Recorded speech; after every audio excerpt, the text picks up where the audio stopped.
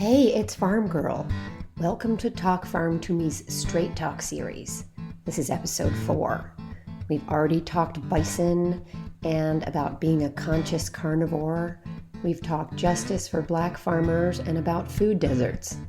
We've jumped into goat farming and the fact that upwards of 80% of farms have at least one farmer working in an off-farm job. Today we go straight into the deep, dark world of mushrooms. I had no idea how exciting this world could be. From shiitakes to psychedelics, from foraging to morel cultivation. And then into the mysterious world of mycelium. My head is still reeling from all of the interesting ideas that I had the chance to discuss with mushroom farmer Matt Hall of Midnight Harvest in northern Michigan. I'm super excited to talk with you. There's so much to know.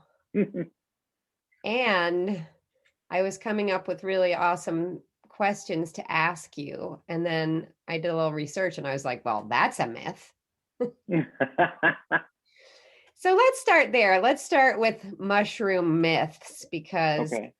I think there are a lot of them out there and they don't seem to go away. I'm sure you've probably told people a million times, debunking the myths, but All right. somehow they persist. And I'd love to hear maybe a little list of myths. Well, I don't know. I mean, I think the myth is what I hear from is they love darkness. That's like the number one. Right. And for some reason, even though their connection to light is the same as ours, and that UVB irradiation coming from the sun, we have a cholesterol in our epidermis in our skin that reacts to that irradiation, which creates vitamin D. Well, they have the same reaction. So in fact, mushrooms are actually akin to the sun. So they have that same chemical reaction. That's one of the big myths. I think that, when you talk about mushrooms, aside from what kind you grow, usually referring to psilocybin, which I don't whatsoever, that, yeah, like, oh, they grow in the dark. I'm like, no, we give them 5 hours of light every day and they benefit from actual sunlight. So it's just that they're found in shaded areas due to the moisture content normally. So anywhere in any system of mushroom cultivation, there's always going to be moisture. But in like nature, they're prone to moisture. That's where they have to keep a certain moisture content. And you're growing your mushrooms indoors. And so what Mm-hmm. kind of light are you giving them? We just give them LED light. It's really simple. They benefit from it. We've actually done without LED and no LED, they're almost albino. And so it does create a pigmentation. Like the Maitakes go from like light gray to really dark gray. The shiitakes will go from jet white to brown. So they do benefit from LED. Whether they're getting the UVD synthesis occurring under LED is probably not happening because we have that LED going through a plastic barrier. And so most plastics prevent UVA, UVB from transpirating through them. So it's probably not happening, but you can expose mushrooms to light and induce the reaction even after they've been cut from their substrate. So we're just giving simple LEDs. It's really a lot. Some smaller growers use LED commercial, like ribbon lights, like the rope lights. We just have an overhead LED. It works really easy. Incredible. I'm learning so much already, and I have questions, but there were some things I can't even pronounce, but we're going to get back to those. All right. So there's, I think, another myth around spores that we're growing mushrooms from spores. Now, where are spores? Are there spores? And what are we actually growing mushrooms from? There's definitely like billions of spores, but spores are the genetic next code. So you and I are spores of our parents, if you will. And we, in fact, in mushroom cultivation, we grow from tissue. So just like strawberry or any other rhizome can have a plant cutting, it's pretty much a similar process where you can clone what you're working with. And that's the same way. So we can cut open any mushroom. We can take a little tissue from inside the mushroom itself. There's a sterile tissue. We can take that out and then put that to a high nutrient media like potato dextrose agar or agar media. I use malt agar, and we can then clone it in the lab and regrow that mushroom. And it's the same genetic code. It's not the next generation. So spores are definitely, we don't grow from spores at all. Interesting. So when you have a really awesome mushroom, for example, you can just take pieces of that. You don't have to go to the mushroom store and get more mushrooms to plant. You just use what you have? I don't. I buy through a commercial spawn provider. For the reason being, spawn, like the tissue that we buy, it's an art form. People who know how to produce spawn, that's what they focus on. Whereas I know how to produce a mushroom. And so it's almost like the seed supplier versus the plant grower. So how people will bring in plants from another nursery, same process. I can produce my own spawn. I've done it before. It is very tricky, and you have to just kind of look at your offset. Like, do I want to put time and effort into this, or do I want to buy it to save me time to put efforts elsewhere? But then you get into like a big production, and we're not that big, so I don't have to worry about it. But if I was buying, I think I would have a tipping scale. Once I'm full time into it, I'm 3/4 of the way of being full time. And so once I'm full time, then I have to go, okay, well, where am I going to save the most money? And now that my time is freed up, I can focus on spawn, and we can probably produce our own if we so choose. And so what part of the mushroom does the spawn come out of? The tissue, so if you took a mushroom cap and, the stem and the cap, and right in the sweet spot is kind of where they meet. It's the most amount of meat in the mushroom. And you could split it open and take a sterile scalpel and remove tissue from that mushroom, because it's completely sterile inside there. There's no bacteria, there's no mold, and that's where it comes from. And so theoretically, one mushroom, this was covered in a book called Mycelium Running, one mushroom, a little tissue clone can produce millions of pounds of mushrooms because it just keeps running. Now, they do say that it has senescence, which is eventually cloned too much and it's going to tire out.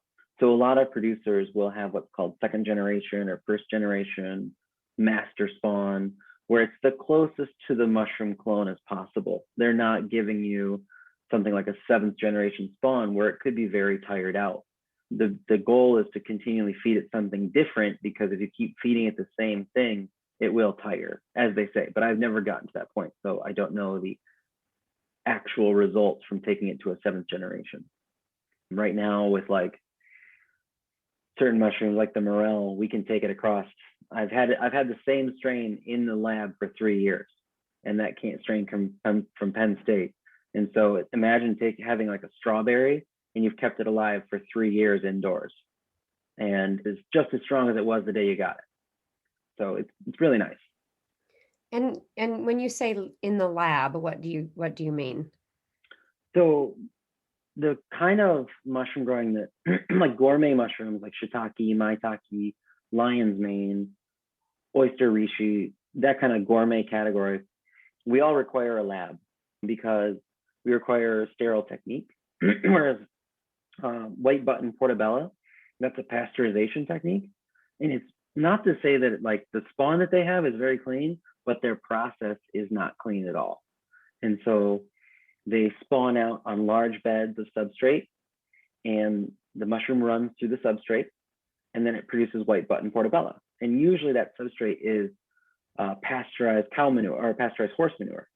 Whereas in the lab, our entire process is sterile up until we produce the mushroom. So essentially, the shiitake cycle is 10 weeks. 8 out of the 10 weeks is sterile, and they're held in controlled bags.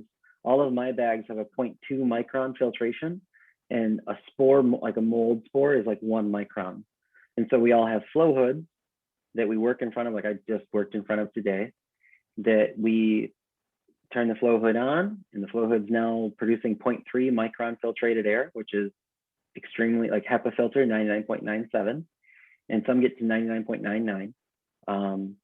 And then for about 2 hours, we're in front of a flow hood or more, depending on how many bags you're going to do, inoculating very carefully.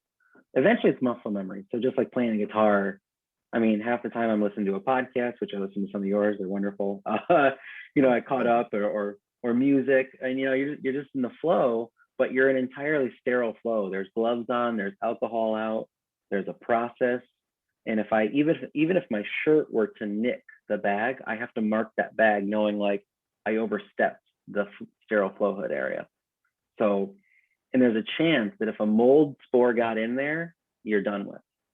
Mold reproduces 1,000 times faster than its counterparts like gourmet mushrooms. So if there's mold anywhere in that bag, it's over.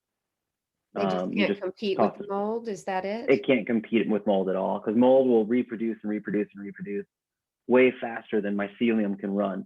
That being said, there are mushrooms that can compete with mold, like oyster mushrooms can actually eat mold, and maitakes can actually eat mold. They have defensive mechanisms that can actually defend against them. Shiitake has no defense mechanism. It will lose. I've seen it happen. Whereas maitake, I've seen win. I've seen oysters win. A little mold patch gets in there and it's tiny. They'll circle it and they'll eat it entirely. And that's their job, is to eat things. So it works. I'm really not usually speechless, but I'm a little speechless. I need to see mushrooms eating mold. It just feels like Godzilla versus King Kong. Oh, it totally is. I love it. I just can't imagine what's happening on the molecular level between those two species going, no, it's my house, and fighting over that little space. So speaking of you're using when you're checking the growth, you're using a microscope. So with the microscope, the microscope work is mainly for the morels, so we can determine certain aspects of their culture and of their growth. And we can look at their mycelium, and we have two microscopes. We have a stereo and we have a compound. Stereo is for like things you see with the naked eye. You just want a closer look. And then compound, of course, things that you need higher magnification. And so that's mainly my microscope work, is for like all the morel work that we do. And so we can look at mycelium and we can see individual thread, and are there differences? Are there not differences? That kind of observation. Okay, let's back up for 1 second, because I want people to understand on a simpler level here we are getting into it and I'm very excited about it. And I'm going to ask you to explain some things, maybe even a second time, because it's really fascinating. But the mushrooms that you're growing, so you're growing shiitake. Mm-hmm. Tell us all of the mushrooms that you're growing right now. I grow only shiitake and maitake, and then we research and grow on a small scale morel. So on commercial production, shiitake and maitake. And what kind of level of production are you talking about? Like pounds wise? With shiitake, we're about 40 to 45 pounds per week. And with maitake, we're about 15 to 20 pounds per week. So I'm still pretty small. I'm conservatively, to other farms who I look up to, they're into the 300 to 400 pounds per week. And that's where we're headed next. We're headed to the 150 to 200 pounds per week marker. We're planning that out right now. Right. And so who are your customers? Restaurants and retail outlets. I don't have a direct to consumer outlet yet. I've never been to a farmer's market, and we don't have a storefront, one that I want right now. So right now, just restaurants and retail. Right. And so these mushrooms, I mean, I think you're going to have to explain to me. I know a shiitake very well, but I don't know if I can visualize a maitake. Explain to me what they look like. Maitake, they're called hen of the woods, or the dancing mushroom. Oh, okay. I know it by hen of the woods. Okay, there you go. Yep. Maitake is just Grifola frondosa is the technical term. Maitake, I think, is the Japanese term, and then of course hen of the woods is its nickname. So yeah, we grow those, and they're amazing, and they're gorgeous, and all of my chefs love them. It's just one mushroom you can't get fresh enough. Yeah, that's really incredible. I was thinking about mushrooms, and I'm not sure if you mentioned it somewhere or someone else mentioned it to me, that basically mushrooms were relegated to pizza. Oh, yeah. A couple of decades ago, it was just like the only place mushrooms appeared were out of a can and on a pizza. And now mushrooms are a real delicacy. For people who don't eat meat, they are the meat.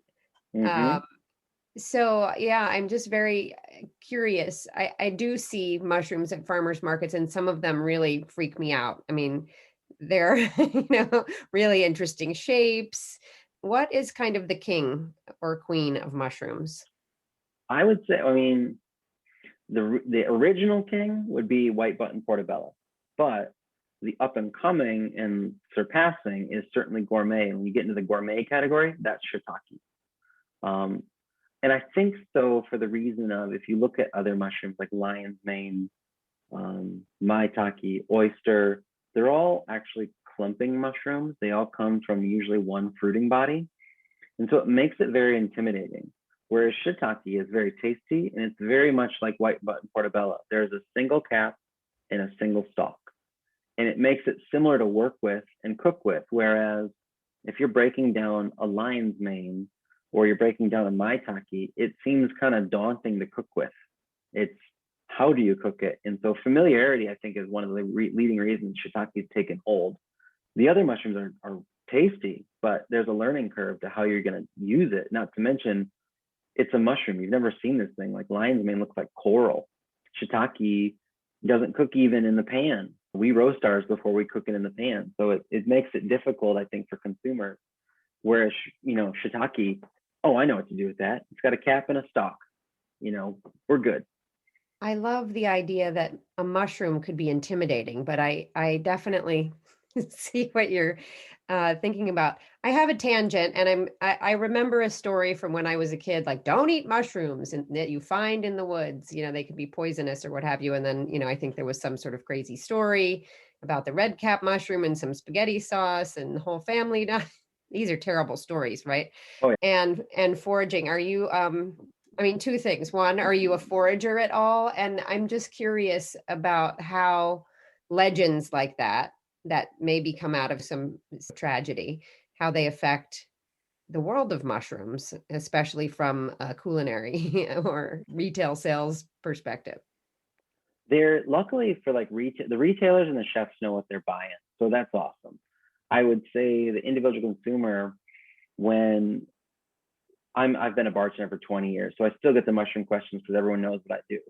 And the question usually we get first off is what kind of mushrooms you grow, as a joke to psilocybin. I'm like, okay, not that kind.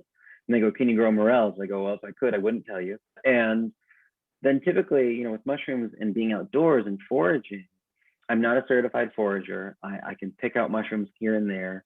And it's kind of interesting because the myth of mushrooms being all poisonous. And Peter McCoy, who founded Radical Mycology, great guy. I met him once when he came through town and went to his seminar. And he says, not a lot of mushrooms will kill you, but a lot of mushrooms will make you want to die. And they're going to run a gamut on your system. But then again, if you look at rhubarb, not many people know that the stalk is edible, but the leaf is deadly. And so I think it's just a myth of just generational. I think it's just generational myths that carried over that were once a commercial, now are just mainstream. And yeah, I think it's just a matter of education and debunking that. And I think that's coming around. We're seeing that, and people are, and what they're getting used to and what they're okay with, and that not all, you can have it look funky, but it's still healthy. That's great. And I think that you said a fancy word for psychedelic mushrooms. Is that right? Yeah. Mm-hmm. Say it again. Some psilocybes or psilocybin or cubanescence. Yeah, I mean, it's all related to, psychoactive mushrooms that are being used for health in many ways, of which I don't touch. So, and for the reason of a business purposes, there's a lot of red tape there. You got to be careful. And what is it that makes them psychedelic? I mean, it's natural to the mushroom, obviously, but what is Yeah, it? it's a chemical in the mushroom that, reacts with our brains just like, certain things, and sends you on an interesting time. I don't know much about it. I can't really speak to it. I've never even tried it myself. So If you did, you should not confess it here. No, I would not. No. You don't confess anything over the internet. Okay, so all right, so we've gotten through we understand some customers, and we've debunked some myths. And I'm curious, I want to know a little bit more about your process, but before that, you said you had some people that you really looked up to in in the mushroom business, and I'm curious because I think that there, when I talk to farmers, and I talked to a strawberry farmer out in California a couple of weeks ago, and there are some big giants in the strawberry business that do things in a really bad way, and they do it in a bad way in terms of like how they're growing, the imprint that they have on the land, so there's criticism sometimes when you start getting bigger and bigger. And I'm just curious, in the mushroom business, like what happens when you get really big? Looking at the idea of, I guess, where you want to set yourself up for agriculture, how big do you want to get from inception to a big business owner? And I would say the bigger you get, the less control you have over every part of the process. And for me, I do everything from the mopping to the sterile process. So it's just me. As a big business owner, you can't possibly be doing all those jobs. And so quality will go out the door eventually. Maybe you're running such a big company that margin is first up and first, and so you're willing to do anything for the margin. If it's a commodity like other things like corn and soy, I mean, oh my gosh, I can't believe, I feel bad. Those farmers don't make anything. I mean, commodity, I listened to your dairy ones and I was like, holy cow, like they're just for the reason of what's being brought in. And yeah, holy cow is right. Yeah, literally, holy cow. They have milk shortages at Publix, but they're dumping milk. I just listened to that one. I was like, what the? I love the idea of keeping the business small, making it sustainable, not just like this crazy attainable goal or record, or you got 20 people working for you, because more people or more equipment, which means more problems. So I'm curious just about the bigger mushroom growers. Are they, I mean, do they use pesticides? When I go to the grocery store and there's no label on the mushrooms other than it's a mushroom in a package, and I buy that, what's in there, and how does it affect the mushroom if they are using something funny? So I can't speak for white button or portobello because I don't grow them. I'm not actually familiar with that cultivation. I'm familiar with a few of the basics of them, but to speak for what they're using on the mushroom to control pests, I have no idea. Luckily for like shiitake, no matter how big you get, it's still a very organic process. There's still one process that kills everything. And most places are going to start with organic or good ingredients.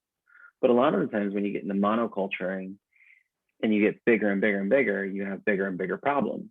So in this case with shiitake, maitake, there's no problems. It's our biggest competitor is mold. It's a green mold that you see on your bread when you leave the bread out too long. So, and you're usually not even near that process when you're serving it to a customer or in a grocery store. There's no pesticides involved whatsoever. There's no sprays. The only time we ever spray the blocks is we spray them with water, just to induce the fruiting process. So luckily, even for me as a small person and for the people, 500 pounds a week, same process, just scaled up. So there's no chemical inputs that they're putting on the actual production food that they're growing, which is amazing. Our whole process is done in a sterile procedure, which makes it perfect. We heat treat our blocks for 24 hours, which kills everything. And then from there on, the next 8 weeks is an entirely sterile process. The 2 weeks they're out of the bag, there's nothing happening. So take me through some of the elements of the process. We've learned about spawn, and then you have blocks, you said. So take us through, you get your spawn in the mail. Woohoo, now what? So we make a mix, and there's many mixes you can look up, and it's predominantly hardwood. A lot of the mushrooms we're growing eat hardwood material. So they're responsible for degrading all the wood that's outside. And we make a particular mix with different ingredients like wheat bran or oat bran. The biggest popular one online is actually soy hulls. I don't use any soy hulls because I don't have any access to them. I think it's important using something locally that you can get locally and not shipped in. And then after that, we make that mix, we turn it into a block. It goes into a bag. The bag has a specialized filter on it for later. and the bag gets pressed. That's where the block comes from. And we press it down, and then we set it, we heat treat it for about 23, 24 hours at a certain temperature, minus 208 degrees. And then once it's heat treated, we let it cool. And once it's cooled, we apply the spawn of the particular mushroom we want to grow. Now, the cool thing being is that we grow shiitake and maitake in the same mix. They don't care. So there's just techniques in fruiting them, not in growing them. And so my shiitakes and my maitakes are the same substrate, which makes it really nice and interchangeable. So after that, it all depends on the incubation time. This is like where they get into big warehousing, because my lead time for shiitake is 8 to 9 weeks. And I'm starting 35 bags of shiitake per week. So we got 35 times at least a minimum of 9 before we get into fruiting. And so if you're a big warehouse producing even 100 bags a week, you've got 900 bags before you start rotating. So that incubation is one of the biggest places. So storage is huge. And then once they're out of the bag, once they're ready to go, they go into the fruiting room, which is a humid room. And we do it with an ultrasonic mister. Lights are on, and about 4 or 5 hours a day, and then off for 19, 20 hours a day. And they're just sitting there in about a medium, anywhere from 80 to 85% residual humidity, relative humidity. And from there, they just become the mushroom. So it's pretty simple, standard process. There's not a lot of, it's not to say that it's easy, but once you get in the flow of it, it is. Like muscle memory, you said. Yeah, muscle memory, yeah. Mm-hmm. So it sounds like it takes some, pretty precise equipment and definitely some space. And you're running this at your home, or is it in a separate facility? Nope, I'm at my home. We built a room in our garage that its total square footage is about 500 square feet. And the nice thing is we use vertical integration. So I am almost to the ceiling with everything. And I have floating shelves, I call it, like my library, which the wheels are holding up 600 pounds of media. And it's a little scary at times because I've had one tip over on me, and luckily we were fine. But yeah, you're moving around these racks that have 54 bags. Each bag weighs a certain amount, and we're moving around just to kind of move the library of incubation around before they go into the fruiting room. So yeah, we're vertically integrated. It makes it great for efficiency. You have to be very organized. Yeah. I love that it's called fruiting. I don't know. It's funny that like mushrooms got fruiting in there somehow, but they did. Yeah, I'm going to call them fruit from now on. Yeah, it's cool. Got to go get some fruit from the mushroom section. from the mushroom. So let's talk about morels. So in this part of the country, we have in the spring, we have ramp season. Oh yeah. And people go out and forage ramps, and some farmers are bringing ramps to farmers markets, and everybody's going ramp crazy. And then right after ramp season is morels. Mm-hmm. Yeah. And it's kind of like an underground cult of like the people who know where the morels are. And they're almost impossible to get to talk, but I know that they're out there and they're beautiful. Now they're really sought after. Am I right? Mm-hmm. Yeah. All right. So what are you doing in your laboratory with the morels? So the history behind, we call them morels up here in northern Michigan. So we really emphasize the E. So it's always interesting to hear morels. Yeah, but morels, I'm probably saying it wrong. I am saying it wrong. I am so sorry to the morels. People say my name wrong all the time. Morel. Morels are the total industry in the United States.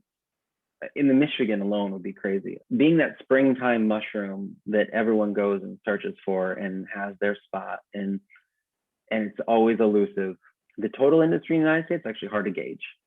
The only one thing we can really go by, a few things, USDA did a study back in 2005, and it was only studied in 2 states, Washington and Oregon. And in 6 months, from January until June, where all the foragers go out and pick commercial harvest, they knew it was mainly for morel for the sake of the season, because that's kind of the only mushroom happening. And they estimated 770,000 pounds of morels were harvested from those two states in 6 months. So that's just two states in the United States. Wow. And they do happen across the United States, and in only 6 months. And that's all what was reported, that's just the permit, not what mom and pa went out and got or foragers sold independently. So it's a small, narrow window into the morel season. Being that it's a big industry, it's probably United States into the billions. If it was a regular traded commodity like white button portobello, it'd be easier to track. But yeah, it's like the one mushroom everyone's looking to find and also cultivate. And there's been some successes over the past few decades, but nothing that ever stuck. Like back in the 80s, two doctors, Dr. Ron Auer and Gary Mills, he's in Michigan. I've never met him, but I know he's in Michigan. And they actually ended up cultivating morels in their lab. But those patents are now open, and nothing really ever came from them due to the difficulty level of what they were doing and the way they were doing it. And so what we came about doing is a whole different method that would be, if we could tell any farm, do this, this, and this, and you could grow a morel. And it's very viable. It's a viable equation. So we like you? we like me. Yeah, I say we a lot. I do have a co-founder, luckily. Sorry. No, I'm just trying to figure out. You're sitting on the secret of morels. Yeah. Okay, what are you going to do with that? You're going to grow them, or you're selling an opportunity, or what's happening? We're definitely going to grow them and then see what happens after that. I'm both. we have to right now where they are, the highest we've ever got them was 1/2 inch, but that's also because our studies have been very small. So by next week, our new studies will be about 5 to 10 times the size. And so we're actually hoping for full-blown morel. Like, we're edible, we can cut them. And you're doing this here at your house? Yep. Mm-hmm. Okay. So completely indoors. There's no outside there's nothing that we're doing with the outside environment. We control every aspect of the growth. And with that, we'll begin to grow them. We'll begin to sell them, and we'll take traction. And there's kind of two roads. There's either a big company comes along and says, how much, or there's part of me that also has, like, the guy who created the polio vaccine, the guy who knew it was this important to just the world needs it. And so I am tempted to also be in that, what if we crowdfunded it? What if, we did both? We got the payday, but we also gave everyone the opportunity. And that one's really leaning with me, because the idea of, I'm going to be a small-time grower, I'll never produce this thousands and millions of pounds of morels, because it almost seemed like it would be a lot of growth always at all times. We're always going to maybe get an order, someone's always going to call wanting more, and we're always going to be in continual growth, which is just a little exhausting. So I'm toying with the idea of, what if we did one of the biggest fundraisers, Kickstarters, whatever, and we just give the answer. We just say the equation. It would be kind of fun, honestly. And also, I wouldn't have to deal in trade secret anymore. That's pretty exciting. You're sitting on the moral secret. Yeah, we actually, like the Holy Grail. We've grown it on a petri dish. That's how Holy Grail we have it. So yeah, we do have, that's where we're at. And from an investment standpoint, all the investors who we've talked to always want to see the full morel. They always want that. Where's the product? And I go, I understand that, but the moment you see the full morel is the moment we don't need investment, because right now we're already really well with the mushrooms we have, and with that one we'd be very well off. And so, unlike most things or most products that need a lot of traction, that need to get into the market, they need the shelf space, we'd be the only morel in the entire world at all times. So it's a different equation. It's a different investment equation. And yeah, we haven't had very good traction with the investors. They just want to see that full morel. And I go, I'm not calling you when I get the full morel. You have to be got to be on the docket when I get that. You can't be afterwards. So it's all good. Wow. All right. Well, people out there listening are going to have some opportunities and some things to think about. The golden ticket out in the mushroom world is happening in a petri dish in Michigan right now, which is Right. pretty cool. It's really great. Just a couple questions here. I feel like there's been a lot more like talk and love for mycelium, books about trees communicating with each other and helping one another and all of this. Explain that mycelium to me, please.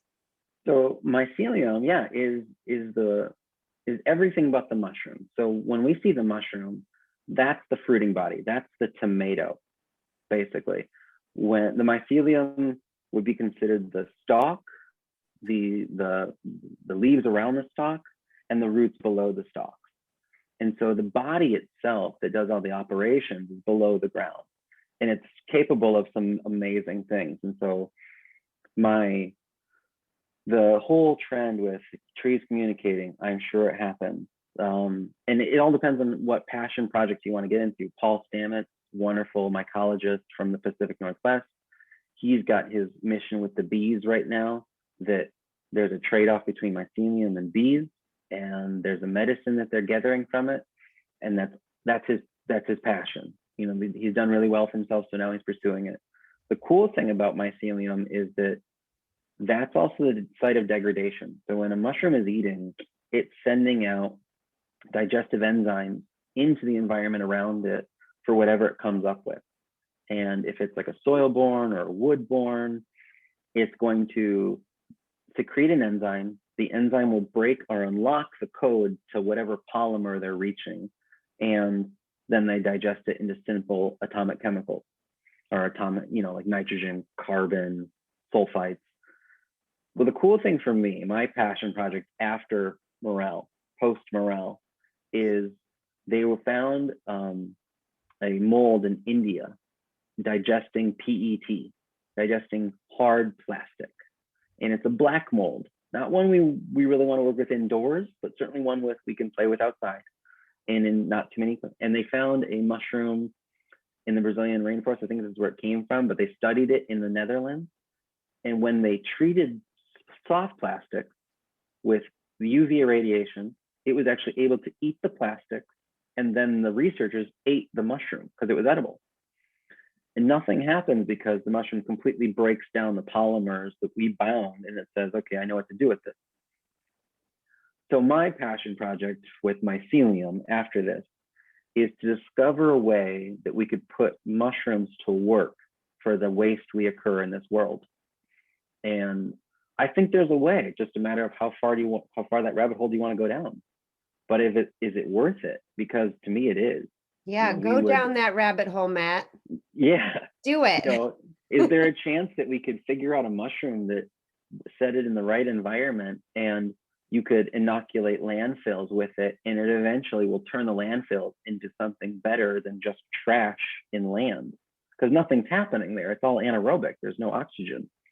So Paul has his bees, I have my trash, and I want to see the, something's got to happen, because the waste that's accumulating on a daily basis needs to be answered by something other than more industrial complexes, more more farms or more factories that just burn it off.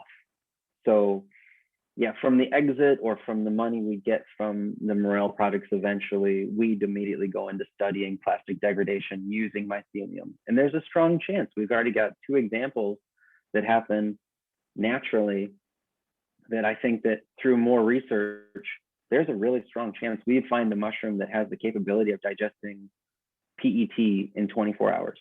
And we just need to learn it.